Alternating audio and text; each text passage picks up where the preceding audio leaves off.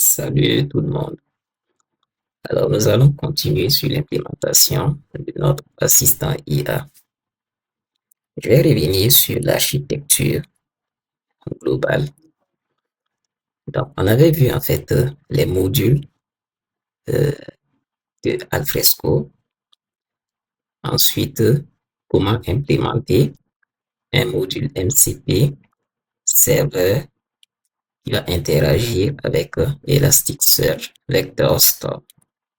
On avait aussi implémenté deux tools. Ensuite, on avait vu comment implémenter un module MCP Server qui va interagir avec pgvector. Mais lui, on ne l'avait pas vraiment développé de manière un peu plus avancée. Plus tard, on verra ça. Aujourd'hui, en fait, ce qui va nous intéresser, c'est comment développer un module MCP client qui va appeler les serveurs MCP et comment on peut donner une mémoire à un agent IA. Donc, vous créez un nouveau projet Spring. Moi, pour le faire, je viens sur Spring Initializer, voilà, et je prends le langage Java, Maven, pour la gestion voilà, des dépendances. La version du Snapchat, ne vous embêtez pas trop avec ça puisque j'ai préparé un POM XML et un fichier de configuration YAML que je vais expliquer. Voilà, en fait, pour vous permettre d'aller plus vite. Et là, vous mettez ici, voilà, les informations. Le packaging, c'est un Java. Le type de configuration YAML, la version du Java, c'est 21. Voilà, vous sélectionnez simplement peut-être ici une dépendance comme Spring Web, si vous voulez, puisqu'on va mettre à jour cela. Et vous générez.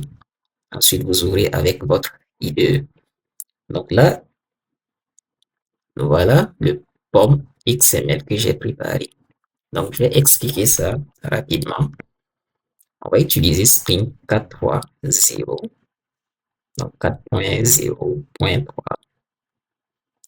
Et comme version de Spring AI, on va utiliser 2.0.0-M2. Voilà, la version du Java, c'est 21. Et là, pour la gestion des dépendances, le Spring AI, boom. En fait, lui, rappelez-vous, il est comme l'orchestrateur. Donc, il va nous permettre automatiquement, en fait, lui, il va s'occuper de gérer, d'harmoniser les versions des dépendances qu'on va définir plus bas. Voilà. Pour que ce soit compatible, en fait, avec la version du Spring AI qu'on a ici. Donc, on n'est pas obligé de préciser euh, les versions des dépendances ici. La dépendance qu'on a ici, ça nous permet d'avoir un serveur euh, client, voilà, un MCP client, voilà, Webflux. Donc, c'est lui vraiment, on va dire, le plus. Bon, c'est vrai que ils sont tous importants. Voilà, elles sont toutes importantes, hein, les dépendances. Euh, voilà, mais lui, c'est lui qui permet de dire, voilà, à Spring que notre module est un client MCP, Webflux.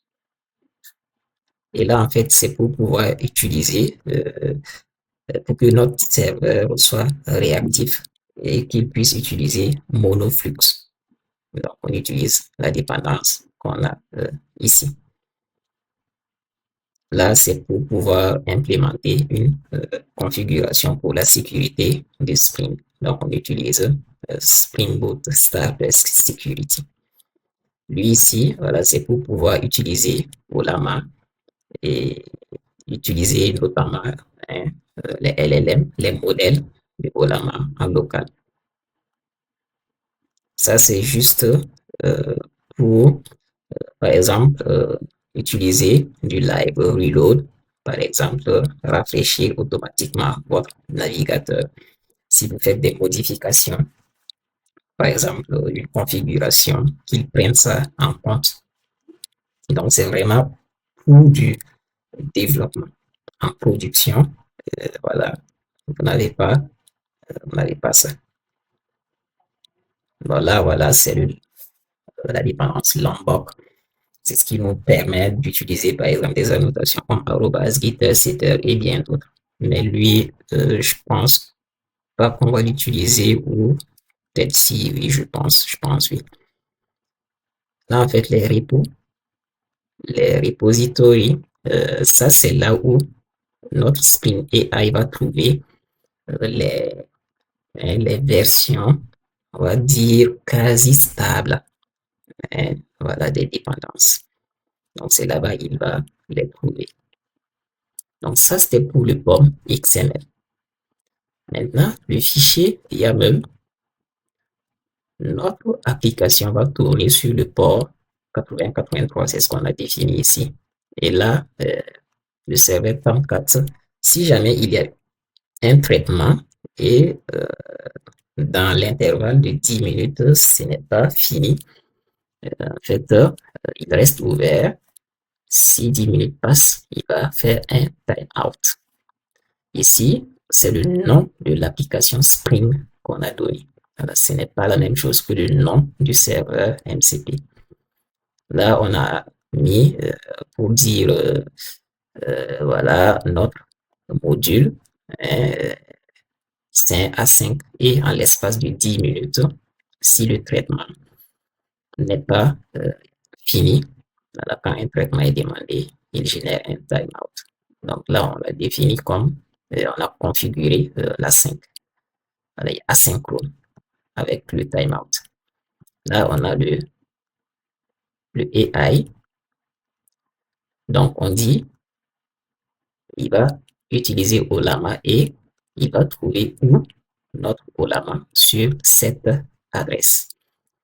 Et Olama comme chat, voilà, puisque quand l'utilisateur va poser une question, ce genre de truc, quel modèle on va utiliser.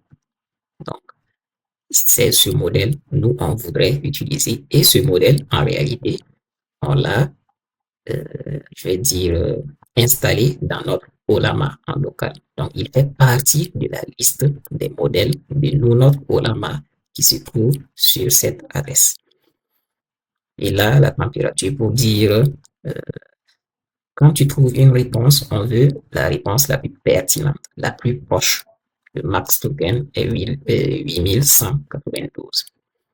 La MCP dit, voilà, il est du type A5, asynchrone, initialise le client au démarrage. Là, ça c'est pour le tool callback, en fait, le A5 tool callback. Vous allez voir plus tard, lui, en fait, c'est euh, pour pouvoir utiliser plus tard ce qui va nous permettre de d'interagir, d'appeler les, les tools qui sont dans les serveurs MCP. Donc, c'est ce à quoi lui, il va servir.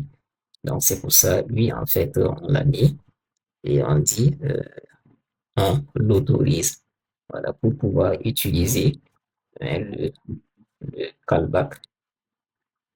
Précisément, lui, si vous voulez, lorsque on expose la liste des tools, on a besoin que notre modèle puisse savoir quels tools sont disponibles. Alors, en fait, ça va nous permettre d'appeler un provider. Voilà, donc, c'est ce à quoi il va servir. Vous allez voir comment on va configurer ici simplement. Là, en fait, on aura juste comme information les connexions, hein, donc la liste des serveurs MCP. Rappelez-vous, ce nom, en réalité, c'est le nom du serveur MCP qu'on a implémenté, le serveur MCP Alfresco. C'est lui son nom. Donc, plus tard, on va rajouter un deuxième serveur MCP et on va donner le nom du serveur MCP. Ici, par exemple, si c'est Postgre, MCP Postgre, on va mettre MCP Postgre. Et où est-ce qu'on va trouver sur cette adresse? Voilà, avec le slash SSE. Là, en fait, c'est pour la taille des fichiers. Et si vous manipulez des fichiers, uploader ce genre de trucs pour que ça n'ait pas dépassé une certaine taille. Là, c'est pour dire, et on va activer l'affichage des logs.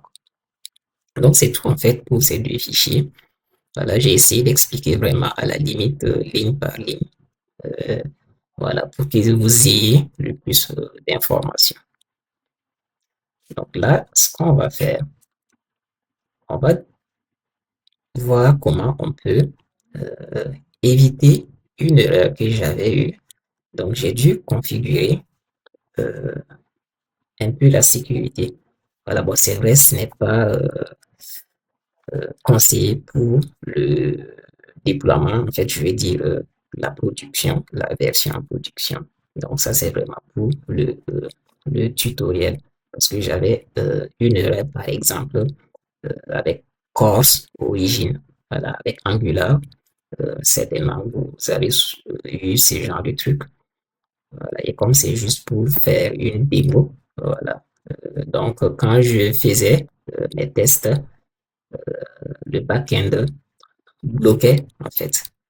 Donc, j'ai désactivé euh, notamment hein, la sécurité.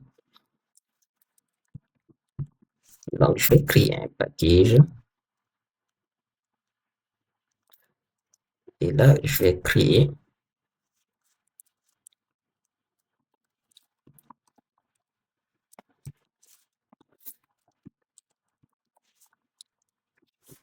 voilà, cette classe et configuration. Donc, je vais finir ce bin et je vais l'expliquer.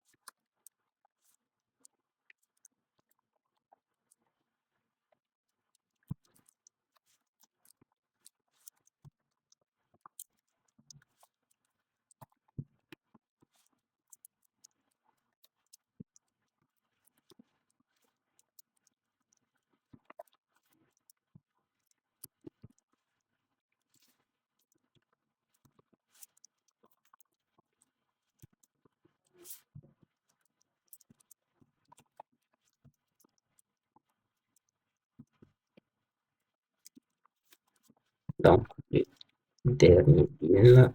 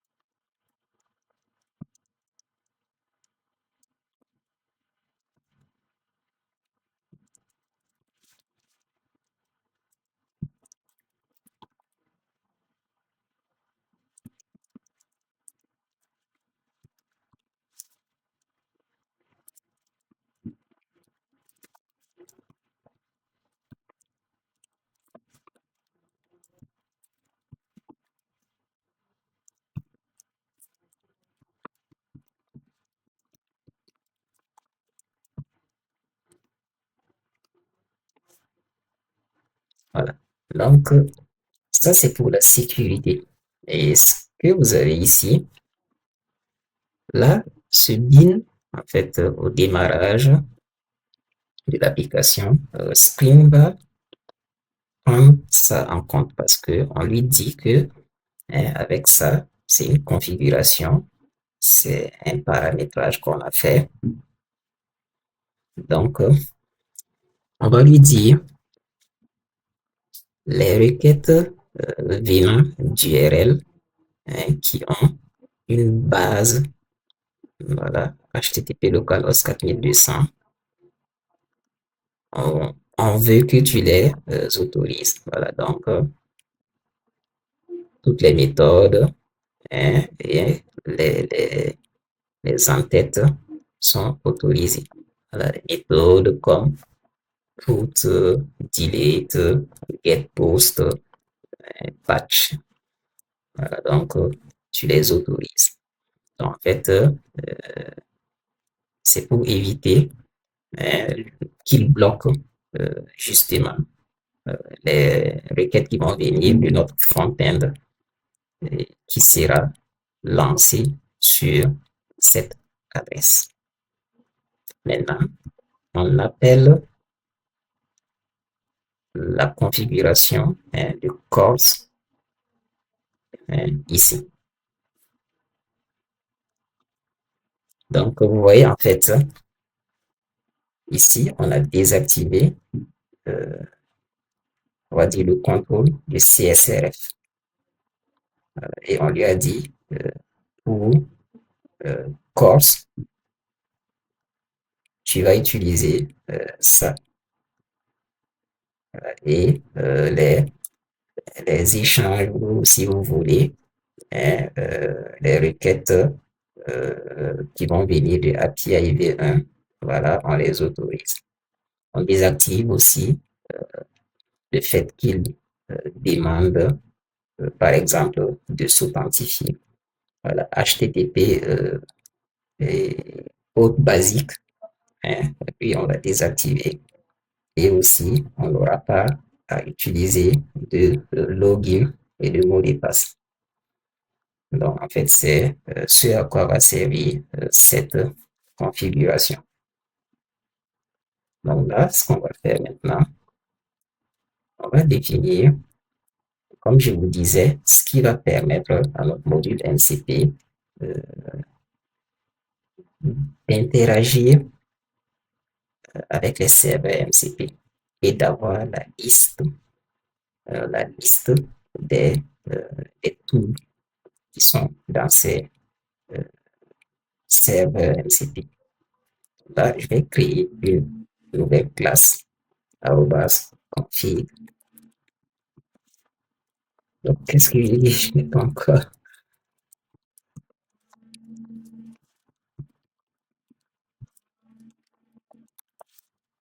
Je vais l'appeler MCP.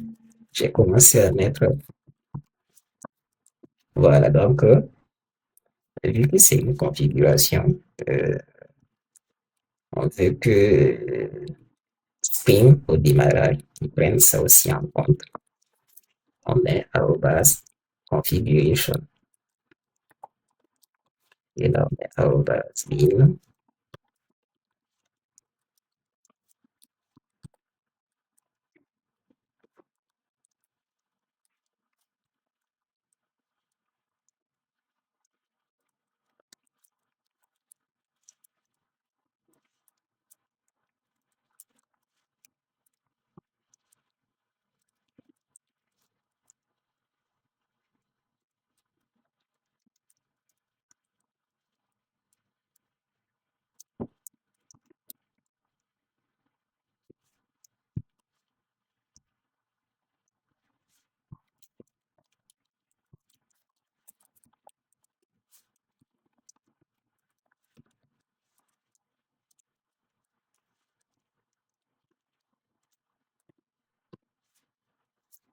Donc là, vous voyez, j'ai mis @primary.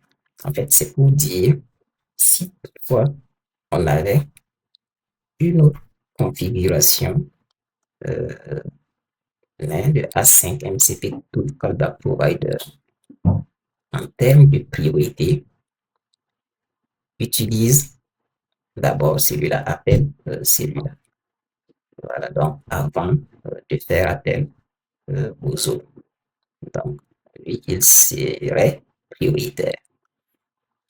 Voilà, donc, et là, on retourne en fait le A5 MCP, tout callback provider.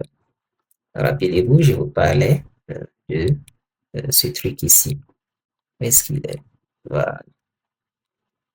Donc, ça, en fait, c'est ça qui va permettre, hein, justement, on autorise, voilà, on autorise hein, le fait qu'on puisse utiliser justement et notre callback provider. Ça, en fait, ça va permettre de gérer les réponses, disons, RPC,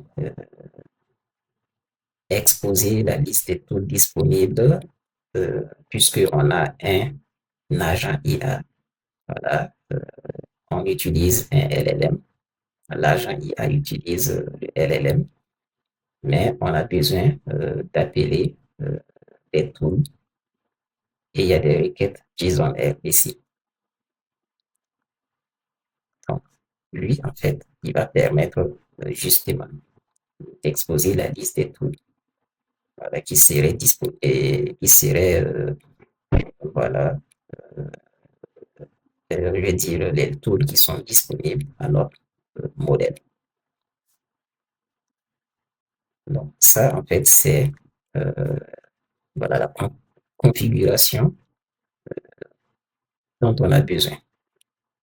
Maintenant, ce qu'on va faire, on va créer notre agent.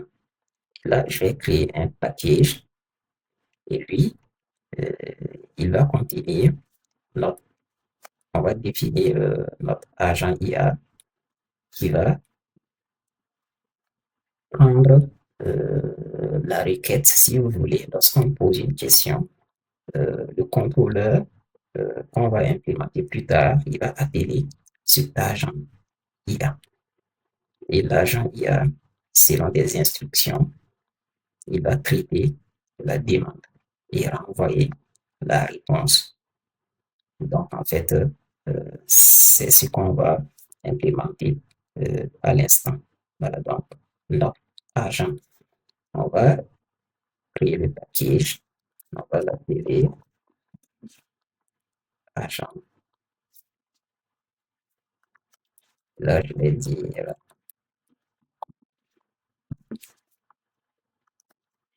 et je vais mettre service. Je vais définir instancier.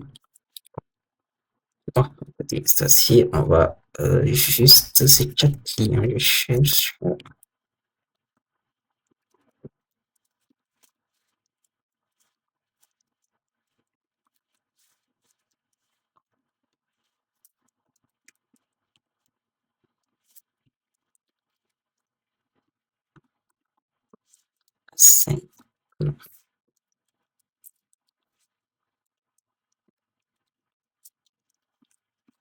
Il y a un prompt que j'ai préparé.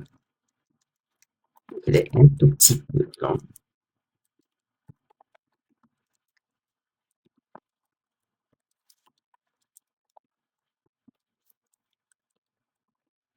Donc, lui, je vais le copier-coller.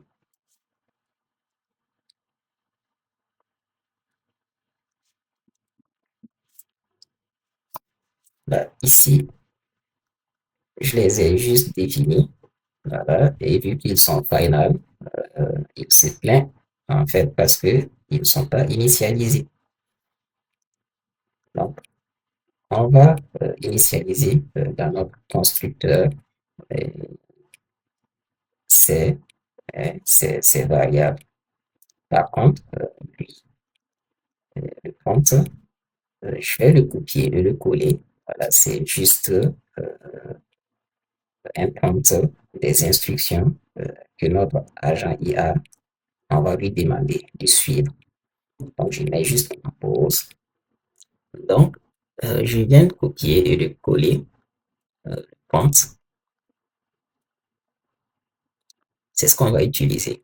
En fait, comme vous savez, le prompt, c'est une suite d'instructions euh, qu'on donne à notre agent IA à exécuter. Bon, le prompt, je vais pas trop m'attarder dessus, hein, pour vous faire gagner du temps. On va le survoler, mais je vais l'expliquer quand même globalement. Donc là, en fait, je lui dis, hein, que tu es un agent IA et je lui donne des règles. Et j'essaye en fait d'éviter au maximum les hallucinations. Voilà, ça arrive, mais je lui donne des instructions pour ça. Par exemple, là, je donne des règles, hein, de ne pas inventer le nom du tool, de ne pas inventer d'informations. Donc, je lui dis, retourne le contenu uniquement qui viendrait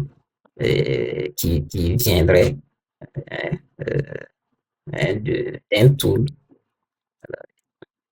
Et là, je lui dis, tu pourras seulement appeler les tools suivants. Bien sûr, rappelez-vous, ces tools ne sont pas définis dans ce module client.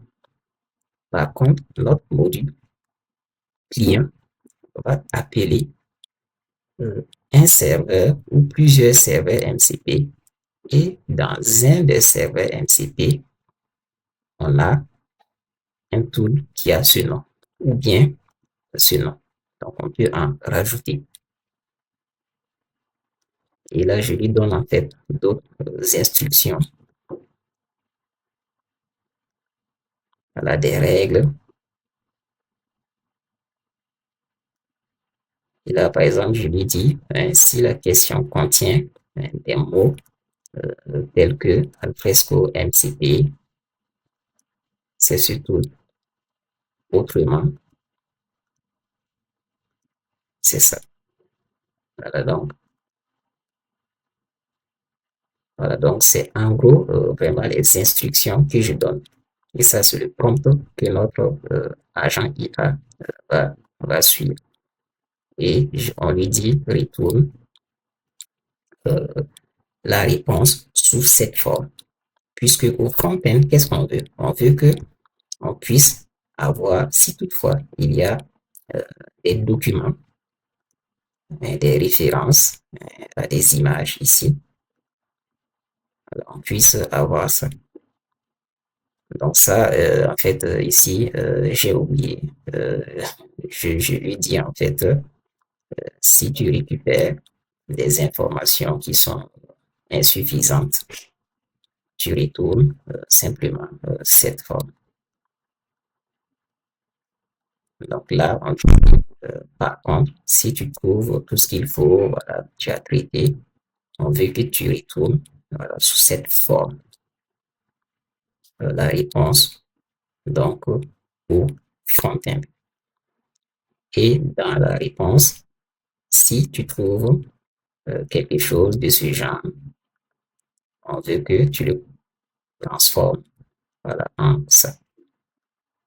Donc, en gros, c'est ça, en fait, les instructions du prompt. Donc là, on va définir, puisque plus haut, vous voyez, nous avons ces variables. Si je mets le curseur dessus, alors on nous dit, bon, ils sont finales et ils ne sont pas initialisés. Donc, on va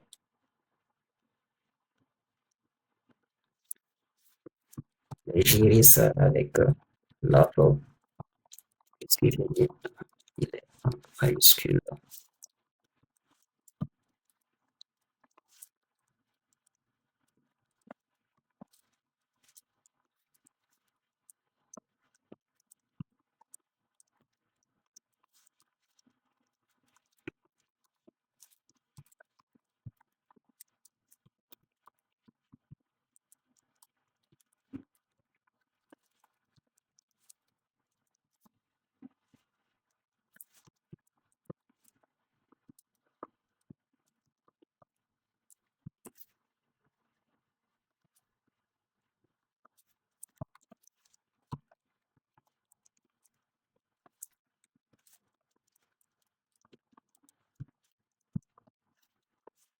Donc là, si je les monte, je pense que lui, là, vous voyez, on l'a défini et on l'a initialisé. Bon, en fait, dès que on appelle, ça suppose qu'il est, voilà, il est initialisé. Donc, on va poursuivre pour l'autre.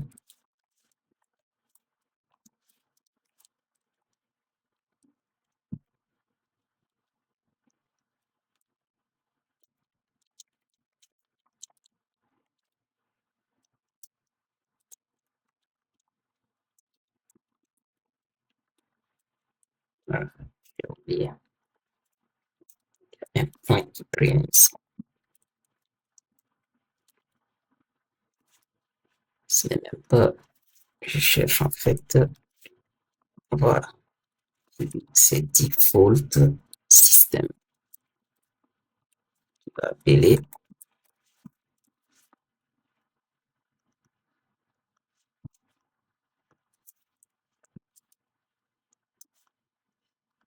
évidemment, c'est pas fini.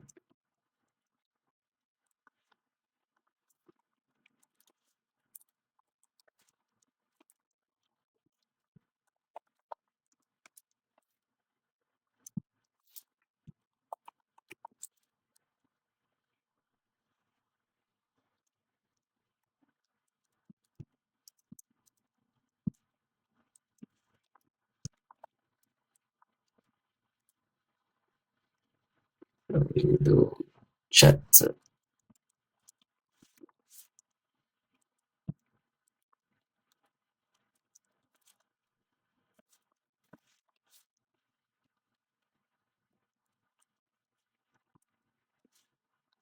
Voilà. Donc là, le constructeur, on vient d'initialiser nos deux variables. En fait, ce constructeur, qu'est-ce que ça fait? C'est pour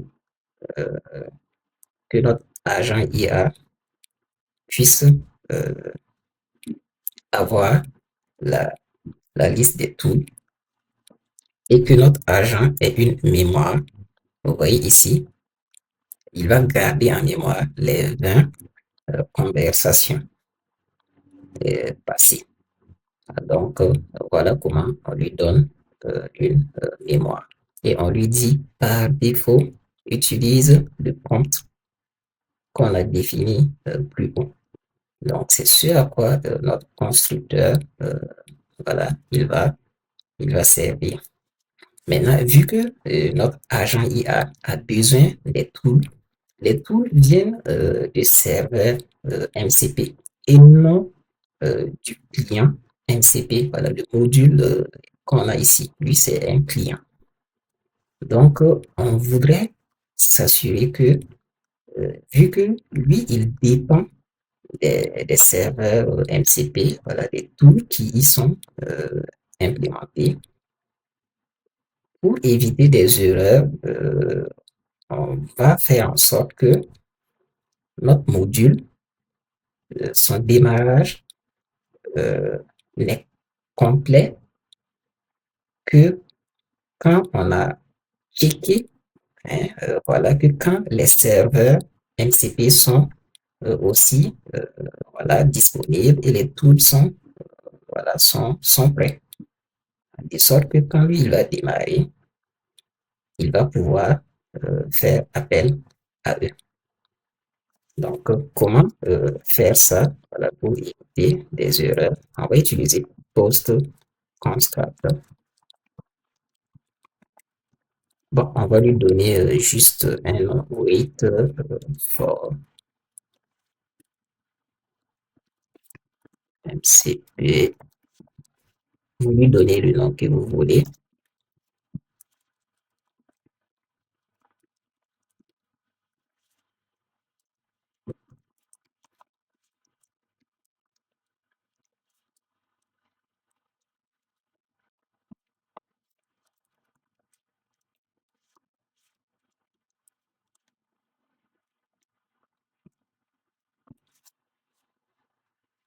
Là, en fait, ce que j'ai fait, ce n'est pas vraiment optimal, mais voilà, c'est une implémentation basique.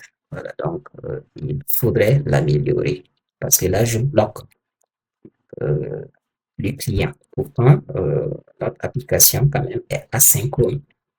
Et donc, ça veut dire que forcément, il ne doit pas être bloqué à cause des serveurs MCP. Mais et voilà, on a besoin de s'assurer que les tools sont disponibles, c'est prêt avant que notre client MCP fasse appel et les, euh, les expose à notre agent IA. Donc, ici, voilà, c'est ce qu'on a fait. On va essayer, on va plutôt essayer, mais on va vraiment forcer, voilà, à ce que cette vérification soit faite. Voilà. Avant que notre module MCP client ne, ne soit opérationnel, disons, ne démarre complètement. Donc, notre contrôleur, plus tard qu'on va implémenter, lui, c'est lui en fait qui va recevoir les requêtes qui vont venir du front-end. Et lui, il va appeler notre agent IA. Donc, notre agent IA, c'est un service. Et ce qu'on va faire, on va implémenter trois méthodes ici qui vont être utilisées. Là, je vais définir private. Je vais finir ça et je vais l'expliquer.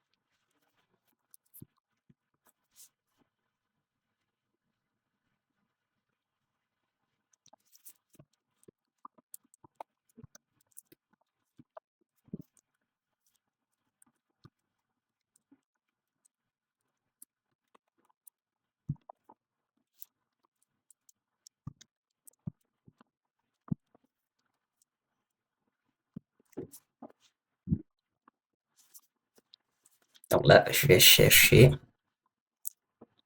le fallback ici.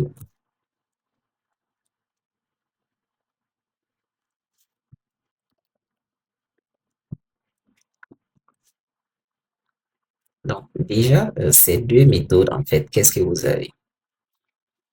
Là, ici, c'est juste un message qu'on va utiliser si toutefois, voilà, et bon, notre agent IA n'a pas de réponse en tant que tel, ou bien voilà, il n'a pas pu trouver, il y a eu peut-être un problème.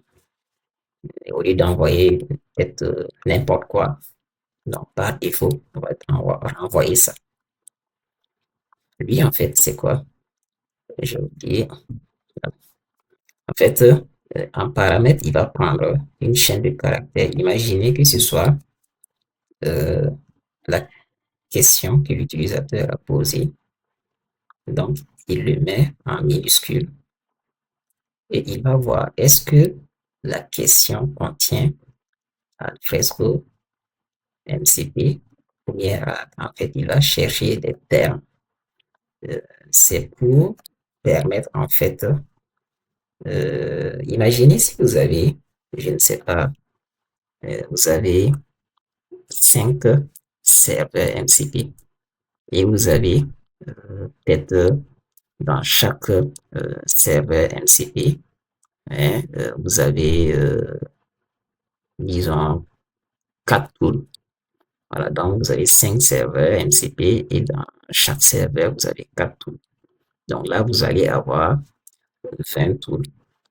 Maintenant, votre agent IA, quand il reçoit voilà, une demande, peut-être une question, il doit savoir, bon, au moins quel tool serait plus à même de répondre aux besoins, c'est-à-dire de faire le traitement nécessaire. Donc, vous n'êtes pas obligé d'utiliser ça. Vous pouvez le faire sans ça. Donc, moi, c'est voilà une idée que j'ai eue. Voilà, en fait, c'est comme si je veux optimiser aussi, puisque on utilise déjà MCP, donc ça contextualise. Mais même ça, il faut encore optimiser. Voilà, MCP donne l'architecture qu'il faut, mais il faut optimiser certaines choses. Donc, c'est ce pourquoi moi j'ai utilisé cette méthode. Parce que imaginez si vous avez, je ne sais pas, des milliers de catégories dans votre entreprise. Voilà, si les utilisateurs échangent avec un chatbot, un assistant IA, c'est pas évident de mettre quelque chose comme ça. Donc, ça serait peut-être une liste,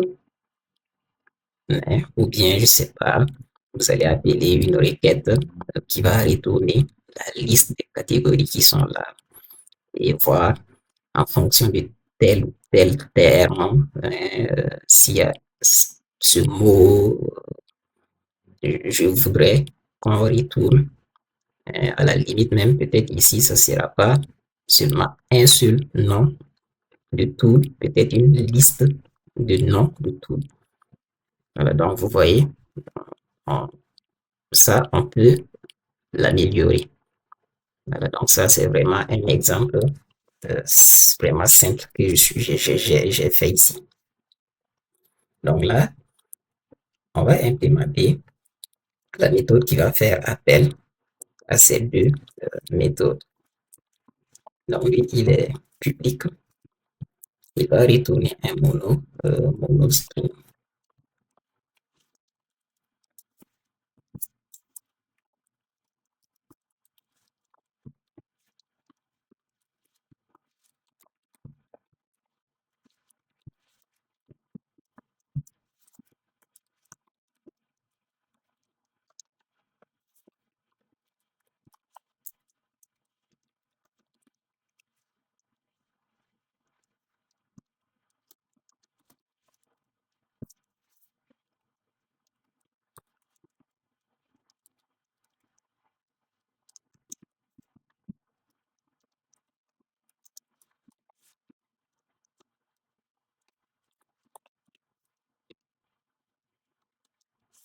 Donc ça aussi, je vais finir et je vais l'expliquer.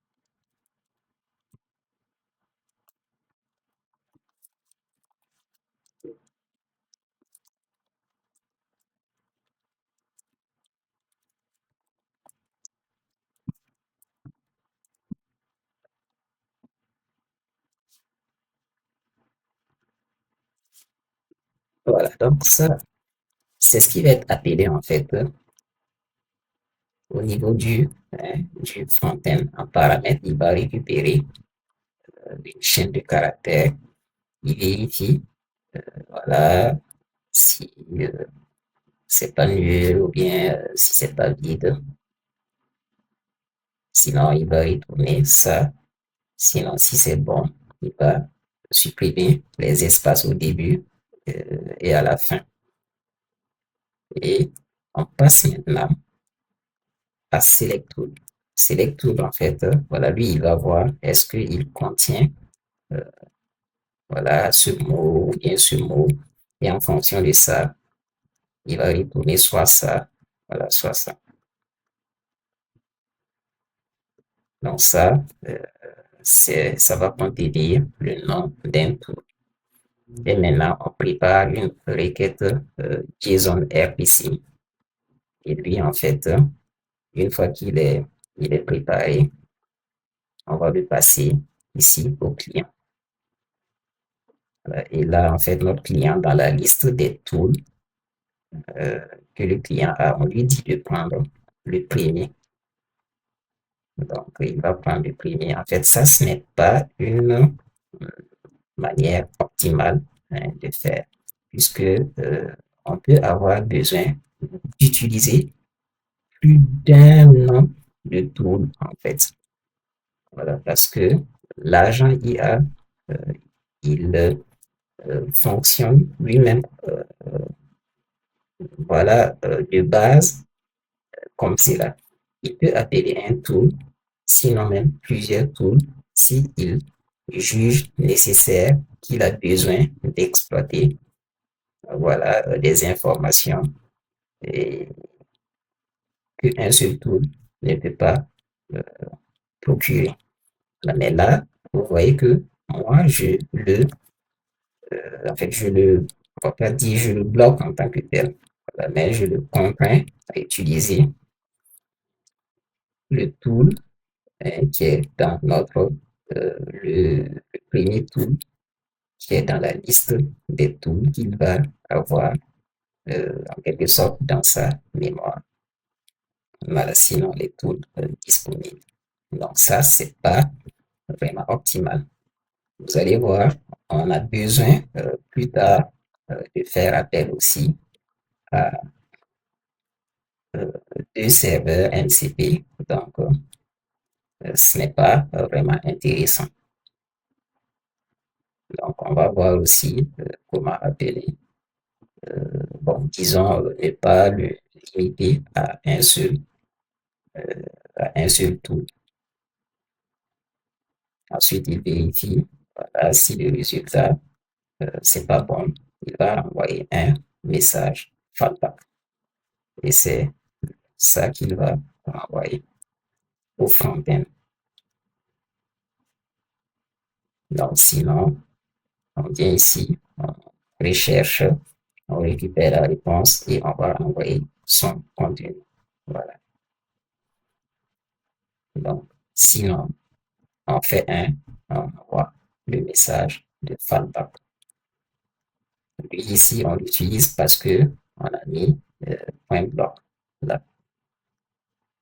Et euh, si toutefois tout ça, voilà, c'est pas bon, par défaut, voilà, par défaut, on retourne toujours un fallback de cette forme. Donc, c'est ça qui sera retourné au front-end. Donc, c'est ce à quoi euh, notre méthode, il va, et, et notre méthode, elle va servir, en fait.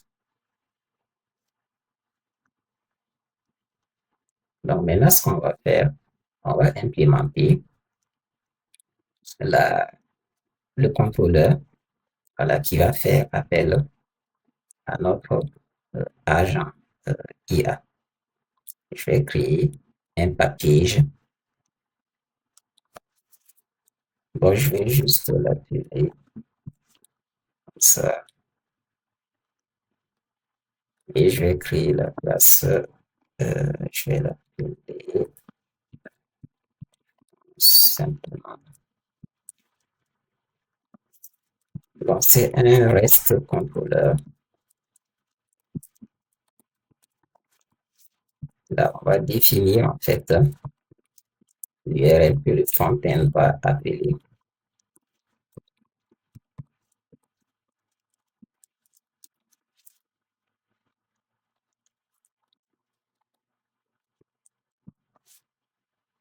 Donc, le All App Constructor va nous éviter d'avoir besoin d'implémenter le constructeur.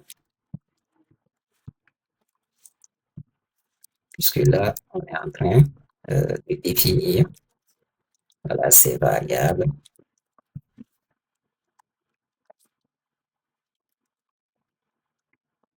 Et vu que elles sont finales, bon, finales,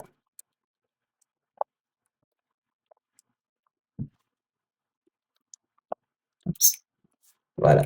Là, ici, lui, il va contenir le schéma d'accès à des images, si vous voulez. Donc, je vais juste copier, coller plus tard ce schéma d'accès parce qu'il est un peu long chez moi. Rappelez-vous, on a un module Alfresco qui fait de la synchronisation et vectorise des documents. S'il y a des images, récupère ces images, les stocke euh, dans un répertoire. Voilà, donc, comment accéder à ce répertoire? Donc, le schéma d'accès à ce répertoire, c'est ça qu'on va mettre ici. Voilà, moi, mon schéma d'accès, il est en local et c'est ça que je vais mettre ici. En attendant, je vais implémenter ça, l'adresse qu'on va appeler.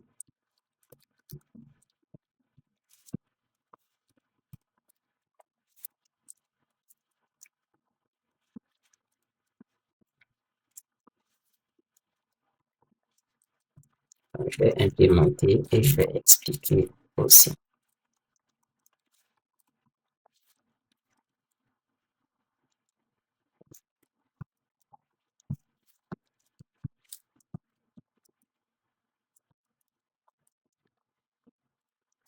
Donc voilà, c'est relativement simple.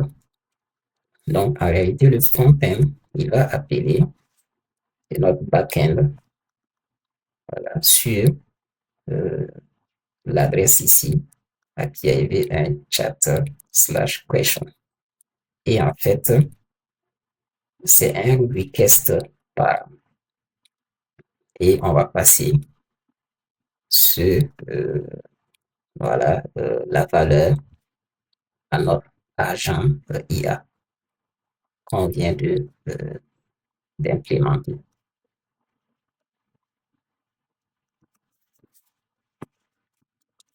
Maintenant, on va implémenter en fait ce qui va permettre de lire ou bien d'accéder à un fichier. Et puisque vous avez vu lors de la démo, au début du tuto, on peut avoir des images qui vont s'afficher dans la réponse. Voilà, donc c'est automatiquement. Pour accéder à ces, on va dire, à la ressource, à ces images. Donc, comment on va faire? C'est ça, en fait, le but. Donc, un get mapping.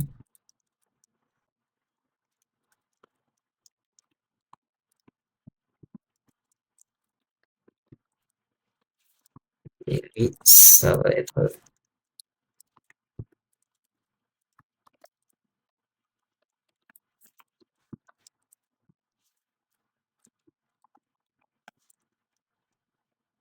response entity.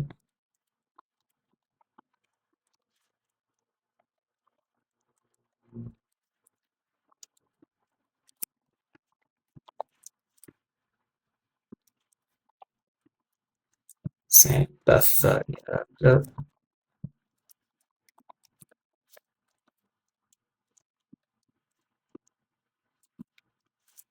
Ça, c'était pour la signature. Bon, on va l'encapsuler, en fait, dans un try cache.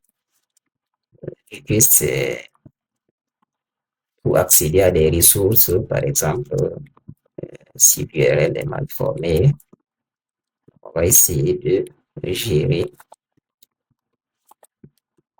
ces exceptions.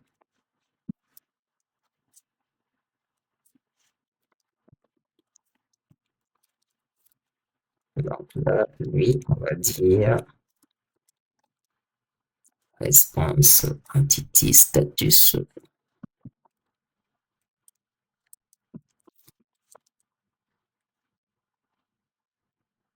HTTP statut que je cherche.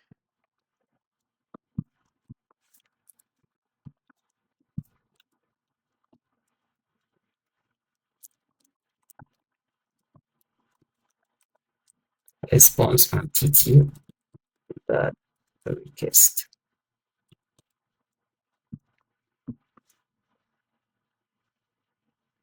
Là, il me dit, ah, j'ai oublié.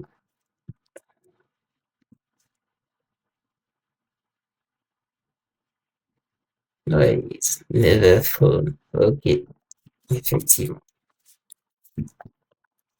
Donc, je vais implémenter ça et je vais l'expliquer.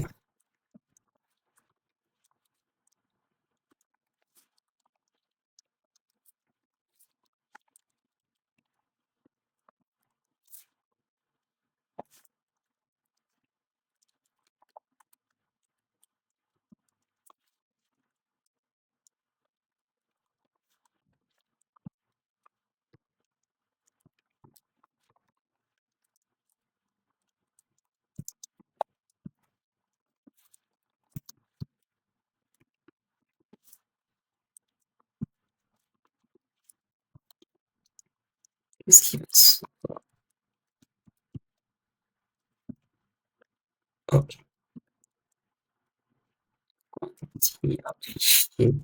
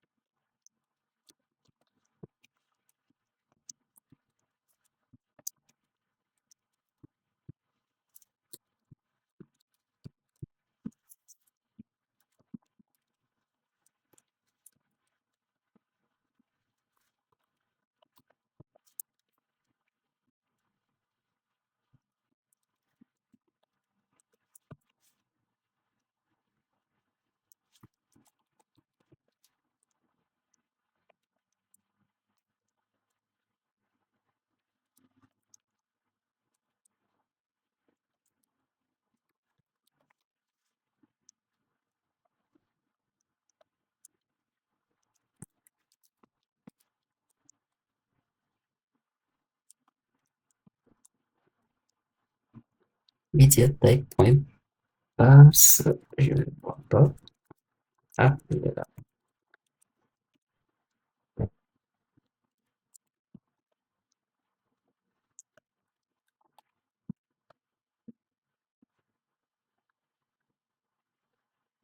Voilà, donc en fait, comme je vous disais, ici, lui, il va aller chercher dans l'adresse qu'on a ici. Voilà, En fait, ici, vous voyez, si on a par exemple quelque chose du genre, je vais dire image, un point, donc c'est pour ça qu'on a le point ici. Donc, il va reconnaître ça. Donc, il va chercher ce qu'on va lui passer ici.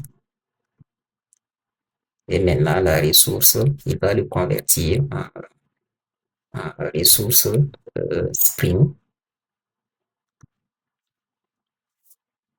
Maintenant, il vérifie. Et s'il n'existe pas, on a un not found. Sinon, on vient, on regarde si c'est un point .png, JPEG. Voilà, sinon, voilà le type de contenu. Et voilà comment on dit à Spring retourne ce que tu vas trouver. Voilà donc l'image. Bon, voilà si c'est une image.